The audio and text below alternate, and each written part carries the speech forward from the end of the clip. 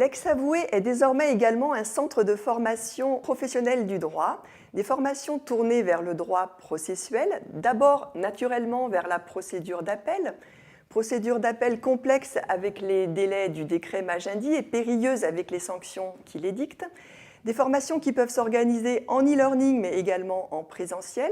Tout d'abord, un module e-learning qui peut s'acheter, se télécharger sur le site L'ex-avoué, onglet Formation, un gain de temps puisqu'il est suivi à distance et qu'il valide des heures au titre de la formation continue des avocats.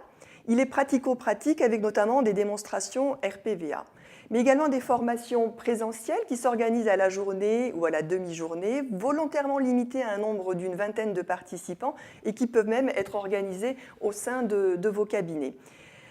Nous avons également la chance d'avoir dans notre comité scientifique monsieur le professeur Cyril Norissa, avec l'aide duquel nous pouvons offrir des formations sur le droit processuel européen, mais également avec le concours de nos associés, des formations sur les modes alternatifs de règlement des conflits, tels que l'arbitrage, la procédure participative et la médiation.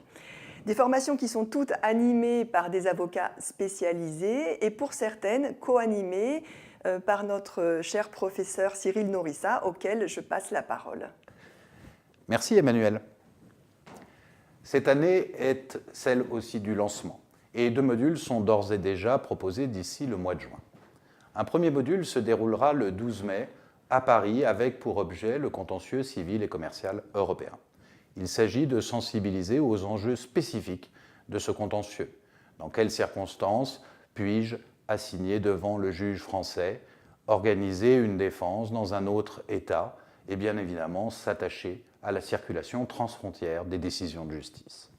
Le second module de formation aura lieu le 16 juin, toujours à Paris, et aura pour objet accompagner mes clients dans une procédure d'arbitrage.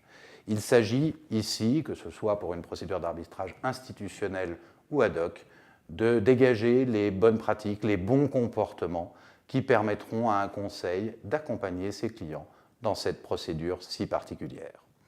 Ces 2 formations répondent à une même logique, à un même objectif, celui de dégager de manière résolument pratique des éléments de stratégie au bénéfice des clients, en s'appuyant sur des savoirs pratiques et académiques qui permettront, en réservant la formation à un petit groupe d'une vingtaine de participants, des échanges interactifs entre les formateurs et ses participants.